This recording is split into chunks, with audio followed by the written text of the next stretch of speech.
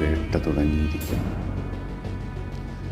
ഇനി വയ്യ, അവസാനത്തെയായി ഇന്നെഴുതി തീർക്കണം. എൻ്റെ വരികളോട് കലഹിക്കുന്ന കഥാപാത്രങ്ങളോട് ഇനി എത്ര നാൾ? എല്ലാവരെയും സ്വതന്ത്രമാക്കണം. അവർ എന്നെ കീഴ്പ്പെടുത്തുന്നതിന്